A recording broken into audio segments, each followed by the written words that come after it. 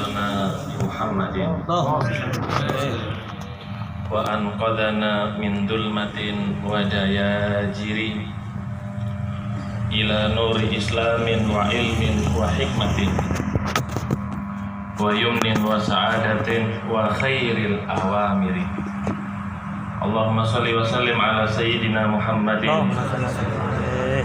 الفاتح لما أغلق والخاتم لما سبق ناصر الحق بالحق والهادي إلى صراطك المستقيم وعلى آله وصحبه حق قدره ومقداره العظيم. صلاة تفتح لنا بها أبواب الرضا والتيسير وتغلق بها عنا أبواب الشر والتعسير. أما بعد. Hadratal Mukarramin, para guru-guru kita yang hadir pada sore hari ini, wabil khusus Sahibul Bait Kiai Haji Nurul Huda, Mas Lufron, Allah umroh mafisiha wal afiyah, para dawagis, para asatid, para hadirin yang dirahmati oleh Allah Subhanahu wa ta'ala. Alhamdulillah, kita sekarang berada di bulan yang agung, bulan kelahiran daripada manusia yang suci, pemberi syafaat di akhirat nanti tak lain baginda Nabi besar Muhammad sallallahu alaihi wasallam. Mudah-mudahan kita yang hadir pada sore hari ini dikumpulkan dengan baginda Nabi besar Muhammad sallallahu alaihi wasallam. Seorang wali di malam hari mimpi bertemu dengan baginda Nabi besar Muhammad sallallahu alaihi wasallam. Beliau bertanya, "Ya Rasulullah, bagaimana hukum seseorang yang merayakan hari kelahiranmu wahai Nabi?" Apa jawaban baginda Nabi besar Muhammad sallallahu alaihi wasallam? Apakah Nabi menjawab dengan panjang, ini haram atau ini halal? Jawaban Nabi simpel sekali di dalam mimpi seorang wali tersebut. Apa jawabannya? Man fariha bina farihna bih. Siapa orang yang bergembira karena kami, kata Nabi Muhammad, farihna bih, kami gembira dengan dia, kata baginda Nabi besar Muhammad sallallahu alaihi wasallam. Tergantung kita gembira atau tidak dengan kelahiran baginda Nabi besar Muhammad sallallahu alaihi wasallam. Memang kelahiran baginda Nabi Muhammad ditunggu-tunggu. Bukan saja kita manusia yang menunggu kelahiran Nabi Muhammad, alam semesta pun menunggu daripada kelahiran baginda Nabi besar Muhammad sallallahu alaihi wasallam. Di dalam Al-Qur'an Allah Subhanahu wa taala berfirman, alladzina atainahumul kitaba ya'rifunahu kama ya'rifuna abna'ahum wa inna fariqan minhum la yaktumunal haqq wa hum ya'lamun. Alladzina atainahumul kitaba, mereka yang telah kami beri kitab oleh Allah Subhanahu wa taala. Al-Imam Qurtubi mengatakan yang dimaksud di sini ulamaul Yahud wan Nasara, ulama-ulama daripada orang-orang Yahudi dan ulama-ulama daripada orang-orang Nasara. Mereka yang telah kami beri kitab, kata Allah Subhanahu wa taala, Taurat dan Injil, ya'rifunahu. Di sini ada perbedaan pendapat ulama tafsir. Domir ha ya'rifunahu ini kembali kemana? Kalau Ibn Abbas dan yang lainnya, domir ha di sini kembali kepada tahwilul kiblat, perpindahan daripada kiblat. Artinya mereka orang Yahudi dan Nasara mengetahui dengan perpindahan kiblat. Kama ya'rifuna abna'ahum, sebagaimana mereka mengenal anaknya mereka sendiri. Jadi artinya kalau mereka tetap bersikeras mengatakan kiblat menghadap atau mengarah ke Masjidil Aqsa, mereka berbohong. Kenapa? Karena mereka mengetahui. Ganti.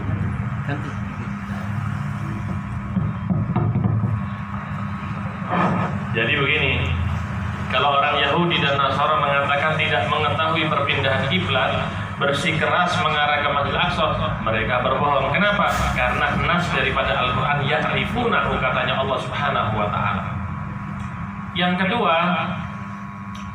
dikatakan oleh Muqatil dan Qatadah, dhamir ya'rifunahu di sini kembali kepada baginda Nabi besar Muhammad sallallahu alaihi wasallam. Ya'rifunahu kama ya'rifuna abna'ahum. Mereka mengetahui dengan kelahiran Nabi Muhammad dan akan munculnya Nabi Muhammad sebagaimana mereka mengetahui anaknya sendiri. Diriwayatkan oleh Sayyidina Umar bin Khattab. Sayyidina Umar bin Khattab suatu hari bertemu dengan Abdullah bin Salam. Abdullah bin Salam ini pakar daripada Taurat dan pakar daripada kitab Injil. Akhirnya masuk Islam. Ditanya Abdullah bin Salam oleh Sayyidina Umar bin Khattab, "Ya benar Salam, ata'rifu Muhammadan kama ta'rifu ibnak?" Wahai Abdullah bin Salam, ata'rifu Muhammadan, apa kamu mengenal Nabi Muhammad kama ta'rifu ibnak, sebagaimana kamu mengenal anakmu sendiri? Apa jawaban Abdullah bin Salam, pakar Taurat dan Injil? Bala fa'aktar. Iya, aku mengenal daripada Nabi Muhammad melebihi daripada anakku sendiri. Ba'athallahu aminahu fi sama'ihi ila aminihi fi ardihi bina'ti. Allah mengutus Al-Amin, yaitu malaikat Jibril, diutus kepada setiap para nabi di zamannya untuk mengabarkan tentang kedatangan Nabi besar Muhammad sallallahu alaihi wasallam. Makanya orang-orang Yahudi mereka mengetahui kedatangan baginda Nabi besar Muhammad sallallahu alaihi wasallam. Dalam Khosaisul Kubra, Al-Imam Suyuti menceritakan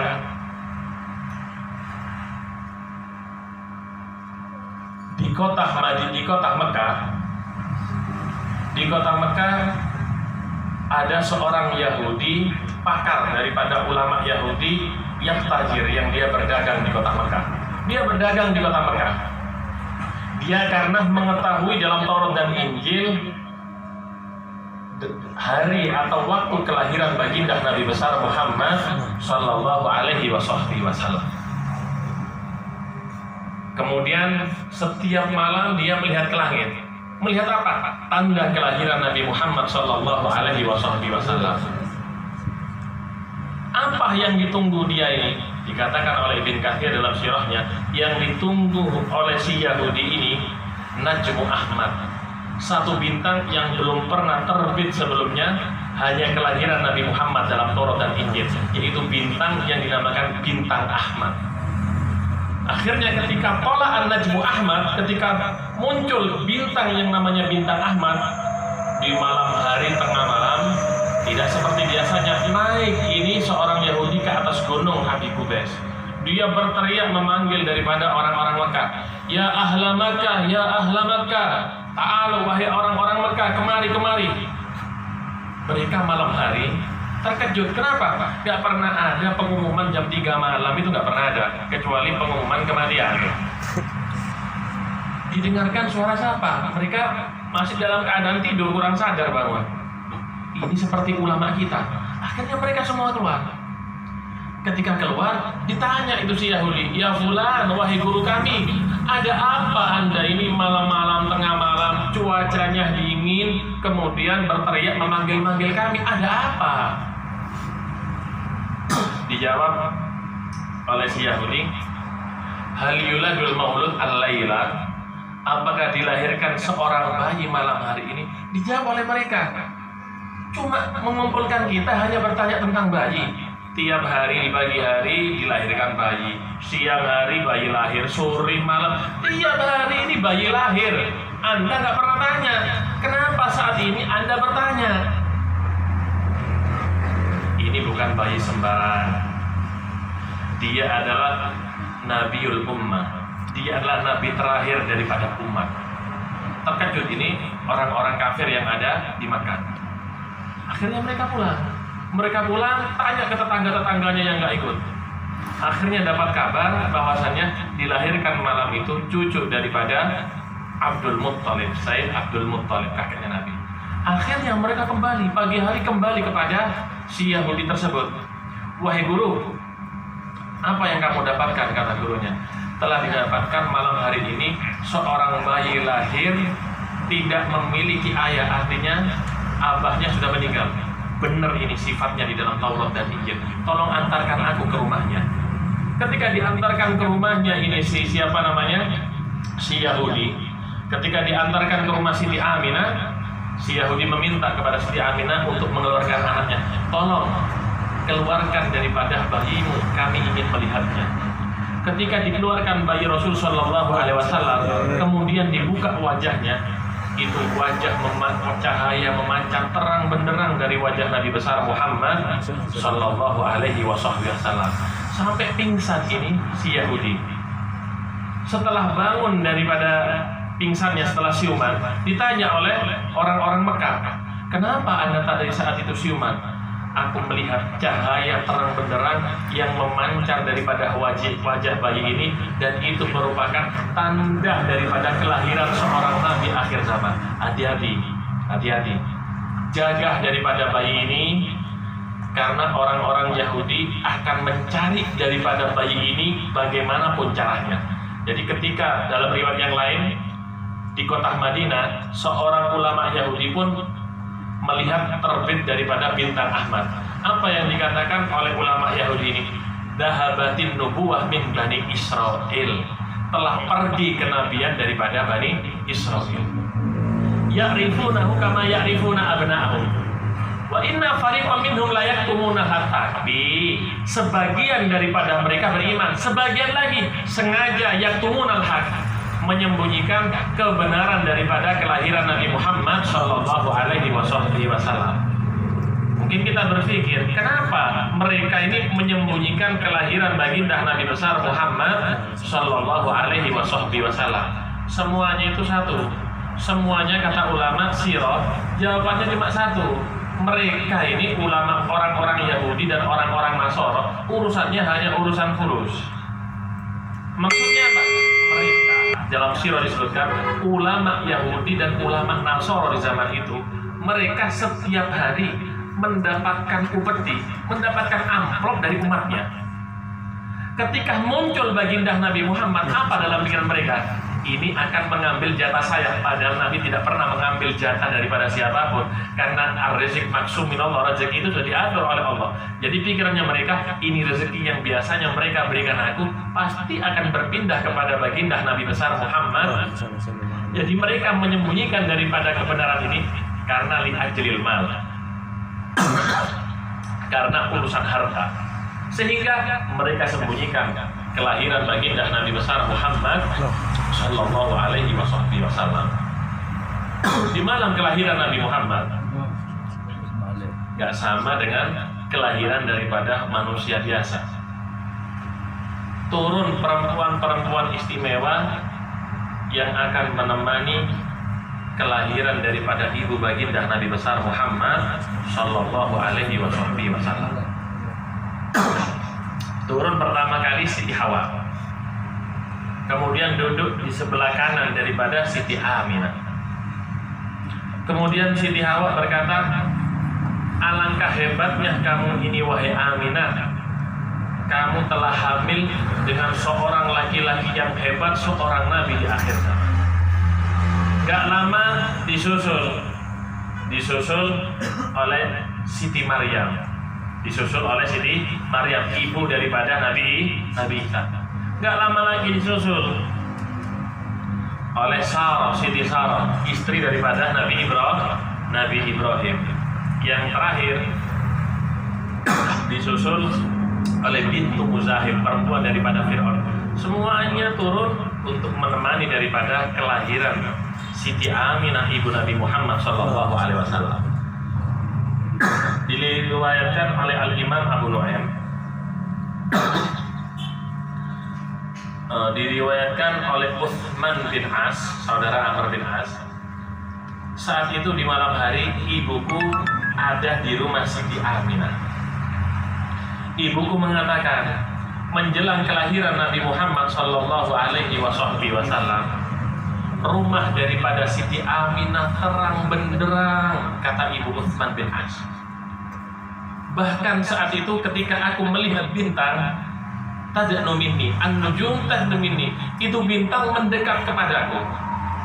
Bahkan aku mengira itu bintang akan jatuh kepadaku. Jadi semakin mendekat ketika kelahiran baginda Nabi besar Muhammad sallallahu alaihi wasallam. Kemudian ketika lahirnya Nabi Muhammad, baru cahaya daripada rembulan dan bintang semuanya itu padam karena cahaya yang terang benderang dari baginda Nabi besar Muhammad sallallahu alaihi wasallam. Pamannya Nabi yang bernama Abbas, beliau izin kepada Nabi, aku izinkan aku untuk memujimu wahai Nabi. Izin untuk memuji daripada Nabi Muhammad sallallahu alaihi wasallam. Kemudian diizini oleh Nabi Muhammad. Akhirnya dipuji dalam syair yang panjang, di antaranya daripada syair tersebut, wa anta lamma wulidta asyraqatil ardu wa dha'at binurikal ufuqu fanahnu fi dzalika diya wa fin nuri wa fi subli rasyadi naktariku. Dan engkau wahai Rasulullah, kata Abbas, lamma wulidta, ketika engkau dilahirkan, asyraqatil ardu, ini bumi bercahaya terang benderang, wada'at binurikal ufuqu, dan ufuk alam semesta langit ini semuanya bermandikan cahaya, semuanya terang benderang di malam kelahiran Nabi Muhammad sallallahu alaihi wasallam. Fanahnu, dan kami ini umat wahai Nabi, fi dzalika dia, kami ini ada di bawah daripada pelita tersebut, wa fin nur, di bawah bayangan daripada cahaya Nabi, wa fi subli rasyadi naftariku, dan berjalan di bawah bimbingan daripada cahaya wahai Nabi. Termasuk pujian daripada Abbas, paman baginda Nabi besar Muhammad, di malam-malam kelahiran baginda Nabi besar Muhammad sallallahu alaihi wasallam. Namun Nabi di masa hidupnya tidak pernah memikirkan dirinya sendiri. Nabi sibuk memperjuangkan daripada kita umatnya. Sampai dalam satu riwayat Rasul bersabda, innakum tatahafatuna finnar tahafutal faras wa ana akhudhu bihujazikum. Wahai umatku, kamu ini kenapa seperti kupu-kupu? Kupu-kupu atau laron itu senang mendekat kepada yang terang, kepada api zaman dulu. Padahal kalau dia mendekat kepada api, apa yang terjadi? Akan terbakar.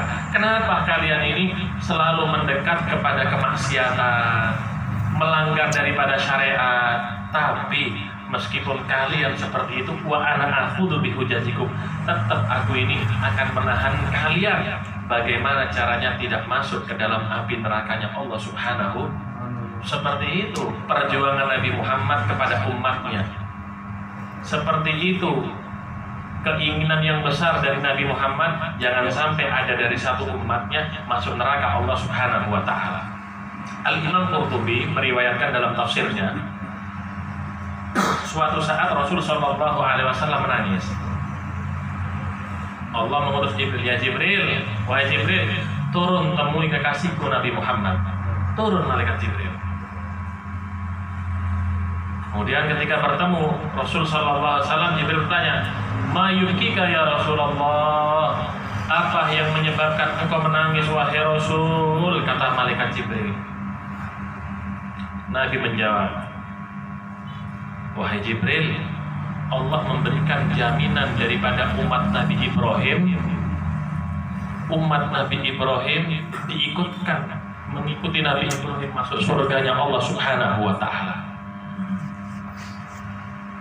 Ibrahim berkata kepada Allah, faman tabi'ani fa innahu minni, aman asani fa innaka ghafurur rahim. Ya Allah, siapa orang yang mengikutiku, kata Nabi Ibrahim, fa innahu minni, berarti dia golonganku ya Allah, yang mengikuti jalanku, yang mengikuti ajaranku, yang mengikuti syariatmu ya Allah. Mereka tabi'ani, mengikutiku ya Allah. Fa innahu minni, berarti golonganku, berarti masukkan mereka ke surga bersamaku ya Allah. Wa man asani, siapa orang daripada umatku ya Allah yang maksiat ya Allah, melanggar daripada perintahmu ya Allah, tidak mau beribadah di masa hidupnya, fa innaka ghafurur rahim, engkau maha memberi pengampunan ya Allah, ampuni dia ya Allah. Diijabah permintaan Nabi Ibrahim. Kemudian yang kedua, wahai Jibril, Isa juga meminta kepada Allah jaminan untuk umatnya. Apa yang dikatakan Nabi Isa? In tu'adzibhum fa innahum wa in taghfir lahum fa innaka antal azizul hakim. In tu'adzibhum ya Allah, jika engkau mau mengadab mereka umatku ya Allah, fa innahum ibaduk, habisi mereka ya Allah, hancurkan mereka. Tapi ingat ya Allah, fa innahum ibaduk, mereka adalah hambamu ya Allah, bukan hambaku, kata Nabi Isa. Wa in taghfir lahum fa innaka antal azizul. Tapi jika engkau memberikan ampunan kepadanya ya Allah, engkau maha perkasa dan maha bijaksana ya Allah. Diijabah juga permintaan daripada malaikat Jibril, permintaan daripada Nabi Isa. Kembali Jibril menemui Allah Ta'ala. Ya Allah, yang diinginkan oleh kekasihmu Muhammad, dia meminta jaminan untuk umatnya karena engkau telah memberikan jaminan untuk umat Nabi Ibrahim dan umat Nabi Isa. Bashir Habibi Muhammad, kasih kabar gembira kekasihku Muhammad, wahai Jibril. Inna sanurdihi fi ummatihi wala nasu'uh. Kasih tahu kekasihku Muhammad, wahai Jibril, kami, katanya Allah, akan meridhoi daripada umat Muhammad wala nasu'uh, dan kami tidak akan mengadab daripada umat Muhammad, wahai Jibril. Ridho di sini melebihi daripada surga yang diminta oleh Nabi Ibrahim dan Nabi Isa untuk umatnya. Kenapa? Karena dalam satu riwayat yang lain, ketika penduduk surga berada di surga, Allah berkata kepada mereka, wahai penduduk surga, apakah kalian mau aku beri sesuatu yang lebih bagus, lebih istimewa daripada yang kalian rasakan di surga? Mereka terkejut di dalam surga. Ya Allah, yang kami dapati ini sudah istimewa. Ini kenikmatan yang maha besar ya Allah, belum pernah kami lihat sebelumnya, belum pernah kami dengar sebelumnya ini ya Allah. Masih ada yang lebih hebat dari ini ya Allah. Ada. Mereka minta apa ya Allah?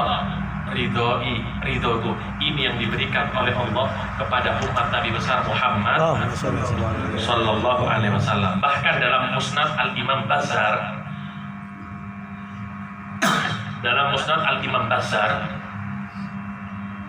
suatu saat Rasul Sallallahu Alaihi Wasallam pergi ke rumah salah satu istrinya. Dalam riwayat Siti Aisyah, diketuk rumah pintu Siti Aisyah oleh Rasul Sallallahu Alaihi Wasallam. Dibukain oleh Siti Aisyah. Terkejut Siti Aisyah. Nabi wajahnya berseri-seri dan bergembira, nggak seperti biasanya. Nabi itu dalam satu riwayat, Nabi itu kadang-kadang muttasilul huzun. Sering Nabi ini sumpah, tapi bukan karena apa? Karena memikirkan nasib kita daripada umatnya, jaminan nanti di hadapan Allah Subhanahu wa Ta'ala. Mutawasilul huzun. Ceria ini baginda Nabi Muhammad SAW. Akhirnya Siti Aisyah berkata, Nabi, kesempatan ini Nabi ceria pada saat itu. Tolong Nabi, doakan aku ya Nabi. Doakan aku wahai Nabi. Doakan aku Aisyah wahai Nabi. Didoakan sama Nabi, Allahumma gfir li Aisyah ma taqaddama min dhanbiha wa ma ta'akhkhar wa ma asarra minha wa ma a'lanat. Ya Allah, ampuni dosa daripada Aisyah yang telah berlalu dan yang akan datang ya Allah. Kalau sudah Nabi yang telah mendoakan, tembus sudah 7 langit, gak ada yang menghalangi daripada doanya Rasul Sallallahu Alaihi Wasallam. Nabi gak pernah minta seperti Nabi Musa, Rabbi shrah li sadri. Nabi langsung diberi alam nasrah laka saudara. Nabi, doakan aku, kata Siti Aisyah, ya Allah, ampuni dosa daripada Aisyah yang telah berlalu dan akan datang, baik dosa yang dilakukan secara terang-terangan ataupun secara sembunyi ya Allah. Siti Aisyah tertawa mendengar doa itu, tertawa terpinggal-pinggal sampai kepalanya ini jatuh ke pangkuannya. Nabi terkejut. Wahai Aisyah, malah ya Aisyah, kenapa kamu wahai Aisyah? Atafrahim bidu'ailah, apakah kamu bergembira dengan doaku tadi yang aku panjatkan kepada Allah untukmu wahai Aisyah? Apa jawaban Siti Aisyah? Kalau kita mendengar doa seperti itu, ya itu sudah melebihi daripada dunia seisinya. Kenapa? Doanya Nabi besar Muhammad. Langsung Siti Aisyah berkata, wahai Nabi, Siapa yang tidak bergembira dengan doa yang engkau mintakan tadi kepada Allah untuk wahai Nabi? Semua pasti bergembira mendengar doa tadi. Apa kata baginda Nabi Muhammad? Dengar wahai Aisyah, dengar. Kamu harus tahu. Innaha la da'watun li ummati ba'da kulli shalah. Itu doa tadi yang aku panjatkan kepada Allah untuk wahai Aisyah. Itu doa setiap sholat aku panjatkan semua umatku wahai Aisyah. Lihat tangan Nabi Muhammad belum lahir pun dari kita sudah diperjuangkan oleh Nabi Muhammad SAW. Sekarang giliran kita. Apa perjuangan kita untuk Nabi Muhammad SAW? Tidakkah kita ingin bergembira ketika di Shiratal Mustaqim Nabi tersenyum melihat kita? Tidakkah kita ingin ketika melewati jembatan Shiratal Mustaqim Nabi bergembira dengan kita nanti? Kemudian kita tidak bergembira nanti ketika kulit kita bersentuhan dengan Nabi, disambut oleh Nabi melewati jembatan Shiratal Mustaqim? Sekarang tinggal apa perjuangan kita untuk baginda Nabi besar Muhammad Sallallahu Alaihi Wasallam. Tidak ada perjuangan paling besar meneruskan daripada perjuangan Nabi seperti sore hari kita ini berkumpul mengkaji daripada penimba ilmunya baginda Nabi besar Muhammad Sallallahu Alaihi Wasallam. Kenapa? Ya karena ilmu ini satu-satunya warisan daripada para nabi-nabi. Bukan cuma Nabi Muhammad, semua warisan para nabi yang kita kaji pada sore hari ini. Innal anbiya lam yuwarithu dinaron wala dirhaman walakin warathul ilm. Mereka Nabi Adam itu ketika meninggal tidak mewariskan pabrik. Nabi Ibrahim ketika meninggal tidak mewariskan sawah hektaran. Nabi Musa ketika meninggal juga tidak mewariskan istana yang besar. Nabi Zakaria meninggal pun tidak meninggalkan kereta atau meninggalkan mobil-mobil yang mewah. Nabi Adam meninggal sama dengan Nabi Muhammad dan Nabi yang lain meninggal, warisannya hanya satu, ya ini ilmu yang ditinggalkan oleh para nabi-nabi, khususnya baginda Nabi besar Muhammad Sallallahu Alaihi Wasallam. Makanya ulama-ulama dulu itu karena saking cintanya dengan ilmu, mereka ini tidak memikirkan apapun. Sampai diceritakan dalam satu hadis, "Waman yakhruj min baitihi muhajiran ila Allah wa rasulih." Siapa orang yang keluar dari rumahnya hijrah kepada Allah dan kepada Rasulnya. Ini seorang sahabat. Ini ada seseorang ulama. Ada seorang ulama ingin mengetahui siapa yang dimaksud oleh Allah dalam Al-Quran. Karena ini adalah ilmu. Dia pergi kemana? Pergi ke Basrah, ingin bertanya seorang mufassir yang hebat pada saat itu. Berjalan satu bulan dari Mesir ke Basrah. Sampai di Basrah, si ulama tadi baru pergi ke Baghdad, baru sehari pergi ke Baghdad, dikejar lagi, nggak ketemu. Ini yang mencari ini keluar dari rumahnya, sudah gila dengan ilmu karena cintanya. Keluar dari rumahnya hanya ingin mencari nama orang ini yang dalam Al-Quran yang dimaksud oleh Allah. Keluar sehari lupa pulang, nggak pulang, sampai 2 hari nggak pulang, sampai seminggu nggak pulang, sampai setahun nggak pulang. Sudah lupa dengan keluarganya karena mencari siapa nama orang yang dalam Al-Quran. Ternyata dia keluar bukan 2 tahun, 14 tahun dia keluar baru menemukan siapa yang dimaksud oleh Allah dalam Al-Quran, yaitu Hubayb bin Dumrah. Karena cintanya dengan ilmu sampai 14 tahun mencari daripada orang yang dimaksud oleh Allah dalam Al-Quran. Imam Abu Hanifah, ulama yang hebat, seorang fuqaha yang hebat. Beliau ini Al-Imam Abu Hanifah suatu saat pergi ke Baghdad, singgah di satu desa, mau mengisi di satu masjid. Di desa tersebut tinggal murid dia yang terkenal, Al-Imam Abu Yusuf. Ketika Imam Abu Hanifah datang ke masjid, bertepatan saat itu meninggal daripada putranya Abu Yusuf. Bingung ini Abu Yusuf, kalau saya mentajhiz jenazah anak saya ketinggalan pelajaran yang akan disampaikan Imam Abu Hanifah di masjid. Kalau saya pergi ke masjid, saya tidak bisa mentajhiz jenazah anak saya. Mikir ya, Dipikir-pikir, akhirnya dia nyewa orang untuk mentajis jenazah anaknya, kemudian dia pergi ke masjid untuk menghadiri daripada ilmunya Al-Imam Abu Hanifah. Lihat, sampai beliau tidak mau mentajis anaknya karena menganggap ilmu ini melebihi daripada semuanya. Ilmu ini lebih mahal daripada segalanya.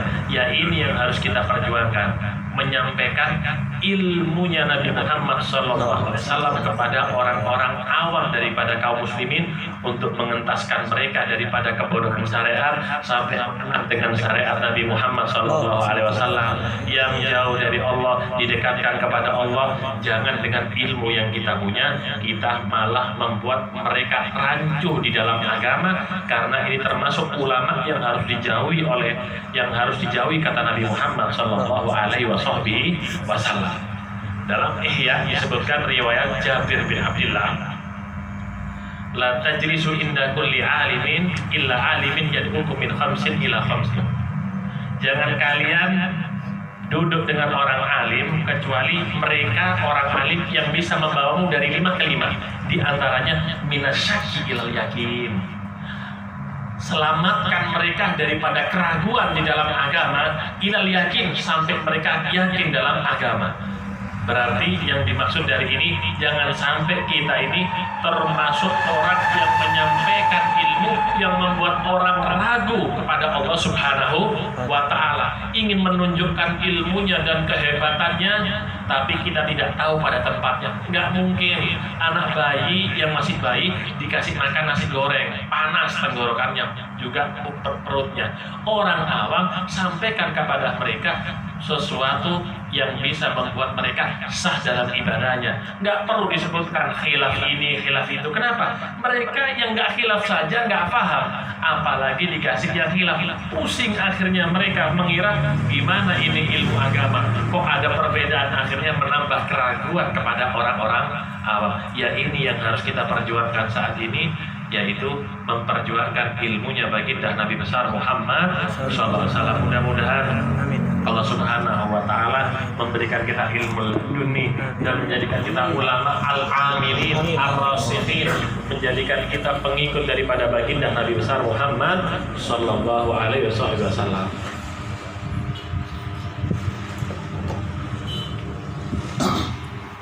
Al-Fatihah. A'udzu billahi minasyaitonir rajim.